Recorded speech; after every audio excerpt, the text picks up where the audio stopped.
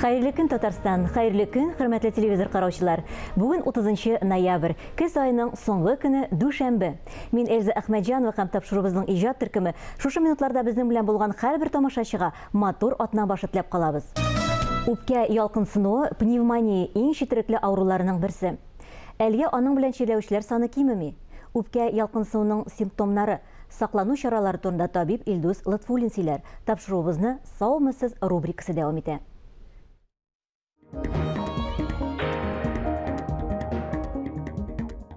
Пневмония балаларда ул еш очрый торган авыру. Теләсәнинде яшьтә булган балада да була ала ул. Иң еш ул 1 яшьтән алып 3 яшькә кадәр була. Ләкин теләсән 2 яшьтә дә була ала. Яшүсмер балада да була ала, яңа гына туган балада да пневмония була ала. Пневмония ул җитди авыру, куркыныч авыру. Аны белеп торырга кирәк, аның симптомнарын врач булмаган кешеләр белергә тиеш. Чөнки пневмония ул үлем сәбәпләренең берсе булып тора. Балалар, әлбәттә, һәр баланың үлү ул трагедия инде, бала үләргә тиеш түгел. Шуның өчен ул сирәк булса да, ул барыбер бик мөһим нәрсә. Пневмония гади генә ОРВИ кебек башланырга мөмкин. Беренче көннәрдә бала гади генә ОРВИ белән авырган булырга мөмкин. Ләкин соңрак, 4-нче, 5-нче, 6-нче көннән, кайчакта авыруның 2-нче көннән үк, 1-нче көннән үк авыру үпкәгә төшеп, пневмония башланырга мөмкин. Пневмония дигәнебез нәрсә соң ул? Пневмония ул үпкәнең бер өлеше суламый башлый дигән сүз. Ягъни үпкәнең бер сегменты, бер бүлеге, бер өлеше үзенең газ алыштыру функциясын үтәми. Шуның өчен балага кислород җитми башлый. Бу без аны менә клиник картинасы дип булырга мөмкин. Беренчедән ул инфекция картинасы. Баланың бизгәге бар, лихорадка дип әйтәбез бит. Температурасы югары күтәрелә, үзен начар хис итә, температура күтәрелгәндә ишек китәргә мөмкин. Бу инфекция симптомнары. Моннан тыш балада респиратор синдром килеп чыга. Респиратор синдром дигәнебез ул көчле итеп йөткерү һәм тын җитмәү, одышка. Бала сулаганда авыр итеп сулый, йөгергән кебек сулый. Урында ятып торса да йөгергән кебек сулый. Сулавы ешая. Нормаль халәттә бәләкәй балалар 26, 25, 30 тапкыр суласалар, пневмония белән авырган бала 40, 50, 60 тапкыр сулый башлый минутына. Шуның өчен әгәр дә без бәләкәй баланың сулышы ешайганын күрәбез икән, бу баланы табибка күрсәтергә тиеш. Тын җитмәүнең тагын беренче симптомы булырга мөмкин. Бала сулаганда корсагы белән сулый башлый. Вспомогательная мускулатура дип әйтәбез. Кабырга аралары сулыш алган вакытта батып китә. Кабырлар күренә башлый һәр сулыш алган саен. Менә булар бөтенесе дә баланың пневмониясе бар булуына күрсәтергә мөмкин. Әгәр дә андый симптомнар килеп чыга икән, бу инде гади генә ОРВИ түгел дигән сүз. Пневмония дигән диагнозны куяр өчен баланы докторга күрсәтергә кирәк. Күпчелек вакытта пневмонияны фондоскоп белән ишетергә була, ләкин бу 100% метод түгел. Пневмонияның золотой стандарт дип әйтәбез. Менә диагностикасының төп методы ул рентгенография. Әгәр дә врач кирәк дип саный икән, баланы рентгенга җибәрә. Температура күпчелек очракта була әлбәттә. Пневмония ул бит инфекцион авыру, әлбәттә температура була, ләкин ул һәр вакыт була торган нәрсә түгел. Мәсәлән, яшүсмер балаларда пневмония күп кенә вакытта температурасыз булырга мөмкин. Бәләкәй балаларда да температурасы күтәрергә мөмкин. Шуның өчен, әгәр дә баланың менә сулышы шамый икән сезгә, әти-әни буларак сез күрәсез икән, бала дөрес суламый. Сулавы башка, аның әйбәт сулаган кебек, һәр вакыт сулаган кебек суламый. Ул вакытта баланы докторга күрсәтергә кирәк. Пневмония температурасы да була. Пневмонияны бармы юкмы икән аңлар өчен, әлбәттә, әти-әнидән күп нәрсә тора. Монда баланс булырга тиеш. Беренчедән, һәр ОРВИ сайын врачка күренү кирәкме икән, юкмы икән анысын инде әйтеп булмый. Бәлки симптомнар бик җитди түгел икән, әти-әни аны үзе дә дәвалый ала. Ләкин әгәр дә авыру озакка сузылган икән, табибка баруны кичектерергә кирәк түгел. Тизрәк табибка барып күрергә кирәк.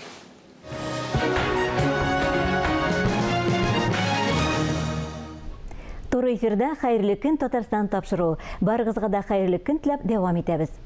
Үзенең блогын ачып җибәрүгә әле күп вакыт үтмәсә дә, быел узган Бәллүр каләм республикабызның масс-медиа һәм журналистлар бәйгесендә җиңү яулады. Сүзем блогер Фагыйлә Шакирова турында. Бүген ул студиябызның кунагы. Хәерле көн.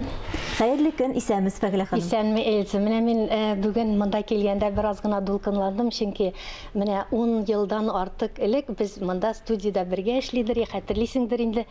Менә күрәм безнең таныш йөзләр, матур режиссер ханымнар, операторлар, берсе дә үзгәрмәгән, сез дә үзгәрмәгәнсез, шундый матур. Һәм мин бит ничек эшлим? Мин үзем Үзем тормыш мизгелләре дигән каналымны ачып җибәрдем YouTube каналда һәм мин өйдә эшлим. Мин бары тик телефонда эшлим, айфонда. Һәм бераз гына нык дулкынланам, сез игътибар итмәгез, чөнки мин өйдә эшләгәндә беркем юк, беркемне күрмим дигән шикелле, шуңа күндә бераз дулкынланам да. Бер дә дулкынланмагыз, Сагыйлә ханым. Менә сез бәйгедә катнашып карарга ният кылганда, җиңү яулармы дип уйладыгызмы? Дөресен әйткәндә юк. Мин 1 ел элек ачып җибәрдем, әйткәнемчә инде үземнең каналны YouTube'да.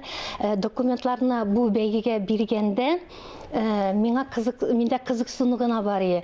Булай мине беләләр иде инде. Менә җәй көнне минем 17 меңнән арткан иде инде язылучылар саны һәм карауларда кайбер сюжетлар 200 меңнән артты, кайберләр 150 мең карау җыйды, кайберләр 60-50 һәм газета журналистлары да миңа килеп интервьюлар алган иделәр инде.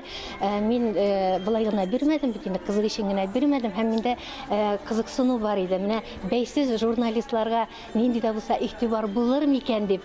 Һәм чыннан да менә Бәллүр каләмне алгач, мин бик нык шатландым, чөнки бу минем генә шатлык түгел, бу үзләрен бәйсез журналист итеп игълан итәргә теләүче безнең татар журналистларына зур үрнәк, чөнки менә жюри әгъзалары журналистлар союзы да булай гына утырмыйлар, димәк, безне күрәләр, безнең тырышлыкны беләләр һәм безнең эшебезгә дә игътибар бирәләр. Шуңа күрә безнең журналистлар өчен бу зур стимул булыр дип уйлыйм. Без сез өчен күңелдән тәбрик итәбез. Менә сез булай дип язасыз: блогер халыкны тәрбияләргә, аңа нәрсәдер бирергә тиеш дисез. Бу сезнең сүзләрегез. Сез ничә уйлыйсыз? Сез менә тамашачыга, сезне караучыларга иң беренче чиратта нәрсә бирәсез? Менә мине әйтәләр инде журналист, блогер дип. Менә син Эльса үзең Инстаграмда буласыңмы? Мин күргәнем юк. Юк, мин юк. Кызганычка каршы юк. Менә син әгәр дә Инстаграмны кабысаң, безнең тамашачыларыбыз да мине белән килешер, күбрәк юмористикага кайтып кала. Менә алар очрашуларда да блогерларны чакырабыз дип киләләр һәм мин эзләнә башладым. Менә безнең блогерлар арасында кем халык белән эшли. Чөнки менә мин уйланам, бүгенге көндә безнең дөньяда дип әйтик, деградация бара шикелле. Халык, безнең тамашачыларыбыз уйланырга теләмиләрме, зур уйланырга мәҗбүр икән темалардан качалармы һәм масса күләм информация чараларында күбрәк шоу, юмор китте, артистлар китте һәм безнең тормышыбыз менә авыллардагы тормыш, кешеләрне борчый торган сораулар икенче планга күчте. Шушы кешеләрне борчый торган сорауларны, бу сезнең сүзләр шулай ук, бу безнең милләтебезне, телебезне саклап калу шулай бит. Әйе, менә мин үземнең каналымда ничек эшлим. Әгәр менә минем бик күрсәтәсем килә авыр темаларны да, уйландыра торган темаларны да, безнең милләтебез язмышы да мине кызыксындыра. Әгәр дә мин шушындай темаларны бирәм икән, мин рейтинг буенча инде карыйм, күпме караулар, менә халык уйланырга теләмиме, андый авыр проблемалы темалар карауны аз җыя. Менә темалар иң күп карауны җыйдылар. Мин үз тапшыруымда шундый кызык тамашачылар белән элемтә булдырдым. YouTube каналының бер матур ягы бар. Анда синең караучыларың да күренә, рейтингың да күренә, язучылар саны да күренә һәм син халыкны борчыган сорауларны алар комментарий рәвешендә калдыра алалар. Һәм мин күрекмичә үземнең телефонымны, WhatsApp номерымны калдырам, үземнең Instagramның адресын калдырам һәм әйтәм: сезне нинди темалар кызыксындыра, нинди сораулар бирергә теләйсез? Языгыз. Менә мин башлап җибәргәндә шушы каналны бер әле ул вакытта мин кызык өчен генә эшли башлаган идем. Түбән Камадан ханым чыкты, елый шалтырата. Аның малае вафат булган. Вафат булган табибләрнең ялгышлыгы аркасында аңа психолог та юк аның янында. Ул елап миңа сөйләде: "Минем хатымны укыгыз әле" дип. Һәм мин шушы хатны укыгач, күп караулар җыелды һәм кешеләр үзләренең фикерләрен әйтә башладылар. Һәм мин уйладым, әгәр дә минем алда үсәргә теләгем бар икән, мин тамашачыларымның фикерләренә колак салырга тиеш. Һәм WhatsApp номерын күрсәткәч, миңа язалар, нинди сорау кызыксындыра. Әле караган булсагыз, 3 көн эчендә минем 60 мең карау җыйды, беләсезме нинди тема? Икенче хатынлылык мәсьәләсе. Менә бездә татарларда актуаль. бик нык актуаль. Менә миңа ханым шалтыратып җылый. Фәгыйлә нишлим ди. Менә мин ди 24 ел яшим, ирем тотты да икенче хатын белән никах укытты. Миннән бер нинди ризалык та сорамады. Мулла минем ризалыктан башка никах укыган, алай гына да түгел, зур мәҗлес оештырып, бөтен кунакларны чакырган. Менә сез ханымны 24 ел буе мин хезмәт иттем ди, авылда яшим ди, мин нишлим ди. Менә мин тоттым да менә шушы ханымның тавышын телефонга яздырдым. Әле мин аңа 2 ай вакыт бирдем. Әйтәм, Зөлфирә ханым, әйтәм, менә мин сезне күрсәтәм, күп караулар булачак. Синең бит әле яшисең дә бар авылда. Юк, Фәгыйлә, минем бу сорауга җавап табасым килә. Шуннан яздырдым. Берничә хәзрәткә шалтыраттым. Хәзрәтләр бит инде алар матур иттереп вәгазьләрне мәчетләрдә сөйлиләр. Анда мәдрәсәләрдә сөйлиләр, шалтыратам, исеме белән әйтмим. Зинһар әйтегез, менә ханым җылый, берәр сорауга җавап бирегез. Бу нәрсә бу? Фәгыйлә, гафу ит, минем вакытым юк. Мин әле никахка ашыгам, мин әле туйга ашыгам дип качтылар абзыйлар. Шуннан соң Татарстан дини нәзарәтенә шалтыраттым. Алар рәхмәт Булат әфәнде хәзрәтне минем белән тоташтырдылар. Булат әфәнде бик матур иттереп менә шушы сорауга комментарий бирде. Чыннан да шәригать буенча икенче хатынлылык рөхсәт ителә. Әмма шәригать безнең ислам шарт итеп куя нәрсәне? Бу вакытта беренче хатынга карата дөреслек булырга тиеш. Бездә ничек хәзер мода китте? Мин бит әле үземнең тапшыруымда яучыларны да җыям. Менә минем Гөлназ безнең данлыклы яучы шуның хәтле иттереп әйтә. Мин аңардан да сорадым, Гөлназ, әйтәм, синдә икенче хатын сорап килүче кешеләр бармы? Бик күп ди. Бик күп, әмма ләкин беренче шарт итеп әйтәләр, беренче хатыны моны белмәсен. Шуннан соң мин бик танылган тамада белән дә сөйләштем, әйтте, Фәгыйлә, шуннан да бик зур модага китте ул. Хәтта туйлар бара. Туйларда әйтәләр икән, булачак ир, кияү. Ләкин мин иләнгән, никах бара, ресторанда матур итеп шаулыйлар, герлиләр.